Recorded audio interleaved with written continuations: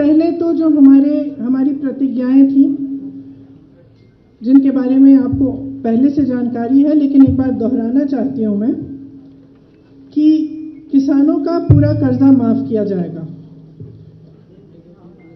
हम ये कह रहे हैं कि हमारी सरकार जब बनेगी तो 10 दिन के अंदर अंदर किसानों का कर्ज माफ किया जाएगा। छत्तीसगढ़ में जब कांग्रेस की सरकार आई तो आप सबने देखा होगा कि शपथ लेते ही 3 घंटों के अंदर अंदर किसानों के कर्ज माफ किए गए। उसी तरह से हम यहां भी उत्तर प्रदेश में ये करना चाहते हैं। 2500 में गेहूं, धान और 400 में गन्ना खरीदा जाएगा। बिजली बिल सबका हाफ किया जाएगा। कोरोना काल में जिस का बकाया है वो साफ किया जाएगा, खत्म किया जाएगा।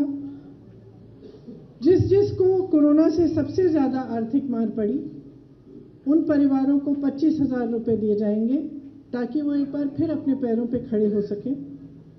हमने पहले भी ये बहुत बार घोषणा की है, फिर से दोहरा रहे हैं कि 20 लाख सरकारी रोजगार दिलवाएंगे। इसका पूरा खाका तैयार करके हमने भर्ती विधान में आपको कुछ दिनों पहले बताया था। उसमें से 12 लाख सरकारी पद खाली पड़े हैं जिन्हें भाजपा की सरकार ने 5 सालों से नहीं भरा। हम कह रहे हैं कि हम वो 12 लाख पद भी भरेंगे और उसके अतिरिक्त हम 8 लाख और पद भरेंगे, या और रोजगार हम माफ करिए, पद भरेंगे नहीं, 8 लाख हम रोजगार और पैदा करवाएंगे। इसके साथ साथ हमने पहले भी कहा है कि 40% रोजगार पहले के जो आरक्षण है उनके तहत महिलाओं को दिए जाएंगे। अगर कोई भी बीमारी हो तो सरकार की तरफ से 10 लाख रुपए तक इलाज मुफ्त मिलेगा। आवारा पशु की बहुत बड़ी समस्या है उत्तर प्रदेश में। कम पार्टियां इसके बारे में बात करती हैं, लेकिन सच्चाई ये है कि किसान बहुत त्रस्त हैं। और हमने अपने अनुभव में, जो हमारी छत्तीसगढ़ में कांग्रेस की सरकार है, उन्होंने एक पूरी योजना बनाई कि इससे हम किस तरह से इस समस्या को हम हल कर पाएं।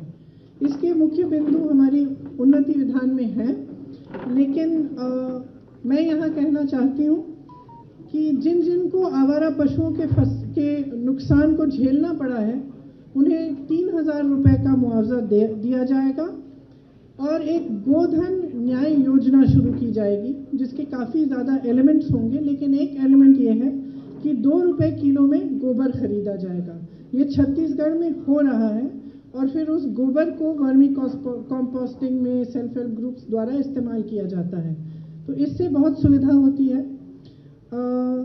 छोटे और मझोले उद्योगों के लिए देखिए, हम सब ने देखा है, आपने हाल ही में बागपत में एक छोटे व्यापारी की हालत देखी और हम सब ने वो बहुत ही दुखद घटना, एक तो फेसबुक पे लाइव हुई और हमें पता चला कि उनकी पत्नी की मृत्यु भी हुई है। बहुत ही ज़्यादा दुखद ये घटना हुई, लेकिन ये हम पूरे प्रदेश भर में देख रहे हैं।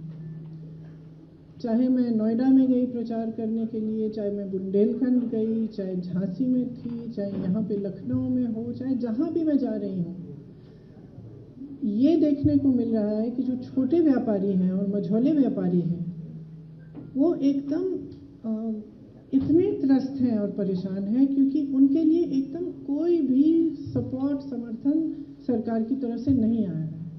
और चाहे नोटबंदी हो, चाहे उसके बाद जीएसटी हो और उसके बाद जो कोरोना का लॉकडाउन हुआ, सबसे बड़ा प्रभाव इन्हीं व्यापारियों पे हुआ है। तो चाहे छोटे दुकानदार हों, छोटा मैन्युफैक्चरिंग यूनिट हो, बहुत ही ज़्यादा असुविधा हुई। लेकिन सरकार की तरफ से बहुत दुख की बात है कि इनके लिए कोई सपोर्ट नहीं मिली।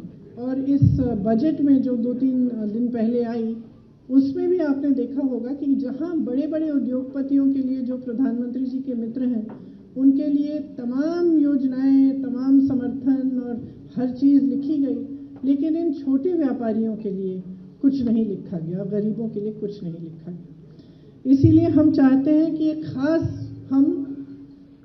मदद हम छोटे व्यापारियों की करें इसमें मुख्य बिंदु ये है कि जो पारंपरिक क्लस्टर्स होते थे, जैसे मुरादाबाद में पीतल का क्लस्टर, कानपुर में लेदर, इनको हम और मजबूत बनाएं। और इसमें नौजवानों को, अगर नौजवान अपना छोटा व्यापार शुरू करना चाहता है, अपना मैन्युफैक्चरिंग करना चाहता है, एक यूनिट खड़ा करना चाहता है, उसके लिए हमने भर्ती विधान में ऑलरेडी बोला था कि हम किस तरह की सुविधाएं देंगे।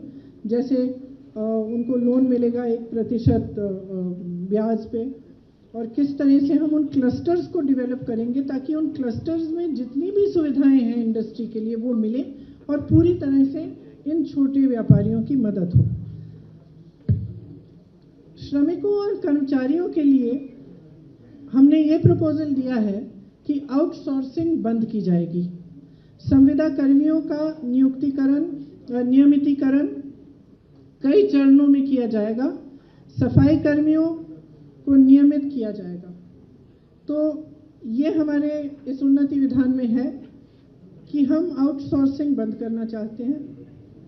हम चाहते हैं कि आस्ते आस्ते एक एक करके कुछ चरणों में जितने भी आउटसोर्स्ड हैं और अभी संविदा कर्मी हैं उनका नियमितीकरण हो। नियमितीकरण से उनका जो मानदेय है वो सम्मानजनक बन जाएगा और अन्य सुविधाएं अन्य सुविधाओं का लाभ ले पाएंगे। रसोइया का जो मानदेय है उसको हम 5,000 रुपए तक प्रति माह बढ़ाना चाहते हैं। जहां तक शहरी विकास की बात है, झुग्गी वासियों को भूमि अधिकार दिया जाएगा। झुग्गी वाली जमीन आपके नाम की जाएगी और मध्यम वर्ग को किफायती आवास के लिए भूमि को और आर्थिक प्रोत्साहन मिलेगा। ग्रामीण विकास के लिए दो जो मुख्य बिंदु हैं, हालांकि इसमें शहरी विकास, ग्रामीण विकास, मिडिल क्लास के लिए और बहुत सारे बिंदु हैं, लेकिन मैं ज़्यादा समय अभी नहीं लेना चाहती। जो मुख्य बिंदु है ग्रामीण विकास में, ग्राम प्रधान का वेतन हम 6,000 रुपये प्रति माह तक बढ़ाना चाहते हैं और चौकीदारों का वेतन 5,000 रुपये प्रति माह तक। स्वास्थ्य सेवाओं के लिए जो बजट में पैसा एलोकेट किया जाता है वो काफ़ी कम है उत्तर प्रदेश में। हम इसको 5% बढ़ाना चाहते हैं। कोरोना के दौरान जान गंवाने वाले कोविड योद्धाओं को 50 लाख रुपए का मुआवजा मिलेगा। शिक्षा में स्कूल फीस में जो बेतहाशा बढ़ोतरी हो रही है उस पर नियंत्रण किया जाएगा। ब्लॉक स्तर पर इंटरनेट व अन्य सुविधाओं से युक्त सार्वजनिक पुस्तकालय बनाए जाएंगे। शिक्षकों के खाली कुल 2 लाख पदों को भरा जाएगा। एड हॉक शिक्षकों और शिक्षा मित्र को, ये प्लीज ध्यान से सुनिए, एड हॉक शिक्षकों और शिक्षा मित्रों का अनुभव व सेवा अनुसार नियमितीकरण किया जाएगा। ये एक बहुत बड़ा डिमांड था और शिक्षा मित्रों ने इसके लिए बहुत संघर्ष किया। मैं बहुत सारी महिलाओं से मिली, बहुत सारी शिक्षा मित्रों से मिली जो सालों से संघर्ष कर रहे हैं कि उनका मानदेय बढ़े, कि उनका नियमितीकरण किया जाए। तो हम उनको कहना चाहते हैं कि हमने आपकी आवाज़ सुनी और अगर हमारी सरकार बनेगी तो हम ये काम आपके लिए करके दिखाएंगे। संस्कृत और उर्दू शिक्षकों के खाली पद जो हैं वो भी भरे जाएंगे। सामाजिक न्याय के लिए अनुसूचित जाति के छात्रों व अनुसूचित जनजाति के छात्रों को केजी से पीजी तक मुफ्त शिक्षा मिलेगी। अति पिछड़ों और पिछड़ी जातियों के लिए आरक्षण का सब कोटा बनाया जाएगा। निषादों को नदियों से संसाधनों पर अधिकार मिलेगा। अति पिछड़ी जातियों के लिए छात्रवृत्ति, हॉस्टल्स जैसे लक्षित कार्यक्रम इस उन्नति विधान में है। कारीगरों व बुनकरों के लिए विधान परिषद में एक आरक्षित सीट। मैं तो चाहती हूँ कि आप मीडिया के लिए भी एक आरक्षित सीट होनी चाहिए इसमें। Thank you ma'am. मीडिया नहीं पूछा ना। कोल समुदाय को अनुसूचित जनजाति का दर्जा दिया जाएगा। दिव्यांग बहनों और भाइयों के लिए 3,000 रुपये प्रति माह का पेंशन। मैं झांसी गई थी, उस समय मुझसे कुछ लोग मिले थे और उन्होंने मुझे कहा था कि उनका पेंशन बहुत ही कम है, कम से कम 3,000 रुपये प्रति माह तक बढ़ाना चाहिए। तो उनकी बात सुनते हुए मैंने सबसे बात की, चर्चा की और ये हमने तय किया कि ये बिल्कुल पॉसिबल है और हम इसको करेंगे। तो मैं आपको ख़ास बताना चाहती हूँ जो मुझसे मिले थे कि ये आपकी मांग हमने इस घोषणा पत्र में डाली है। महिला पुलिस कर्मियों को उनके गृह जनपद में पोस्टिंग की अनुमति